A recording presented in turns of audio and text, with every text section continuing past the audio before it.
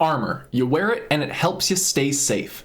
But it was honestly one of the rule sets in 5th edition that I struggled the most to find out where the numbers were coming from and what the numbers mean. So this video exists to let me teach you what I didn't know so that you have an easier time adapting this and figuring out where all the numbers come from. There are 4 general types of armor in 5th edition. There's light armor, medium armor, heavy armor, and shields. All armor is worn by entities and is more or less a part of their person, whereas a shield is something that easily moves on or off of a person depending on what they're doing in the moment. Now, all armor, no matter which way you slice it, is going to impact the target's base armor class.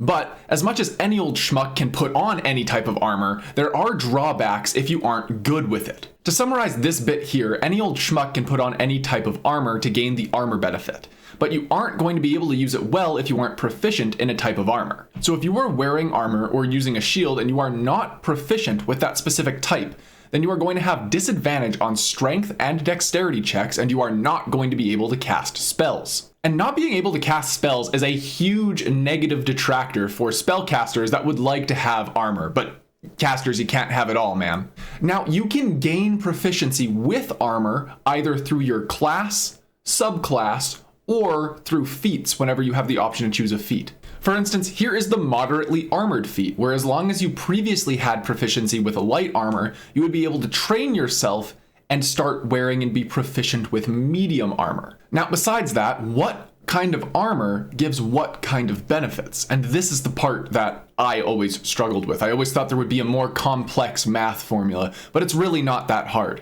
Every single entity's base armor class is going to be 10 plus their dexterity score. So if you are not wearing any armor, it's all about how fast you can move out of the way. But the moment we start wearing real armor is when we can start referencing this very handy table. This is the armor table that's found in the player's handbook, and it's very useful and gives all the information you need. Let's summarize it very quick for you. There's a few columns that we need to draw attention to. For instance, you can see that in the light armor section, all of the light armor gains the full benefit of the dexterity modifier. Whereas when we go to the medium armor, you can see that any medium armor is only able to use a maximum of 2 from the dexterity modifier. So that means even if your rogue has maximum dexterity, they would still only have a maximum of 14 armor class wearing hide armor. With heavy armor, dexterity is not a factor at all. Heavy armor just gives you a number and says that is your armor class. And then no matter what, a shield is just a +2 to your armor class. The next column to pay attention to is this strength category. Some armor, notably a lot of heavy armor, requires a base strength score for you to be able to wear it at all. So for instance, in order to wear this splint mail, you would have to have a base strength score of 15 or higher. And then the final column that you need to pay attention to is the stealth column. Some armor is going to give you disadvantage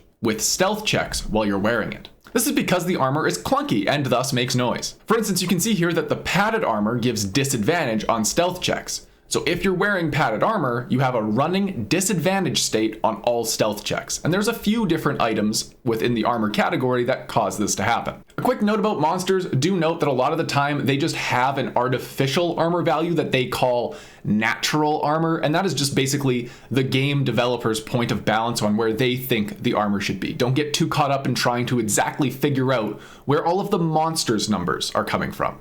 And that is the full breakdown of armor class for 5th edition Dungeons & Dragons. I hope you found this helpful and that this will help you better understand where all the numbers are coming from on your character sheets and in your monsters' stat blocks. But that's all for armor. Happy adventuring, and I will see you in the next video. Have a great day.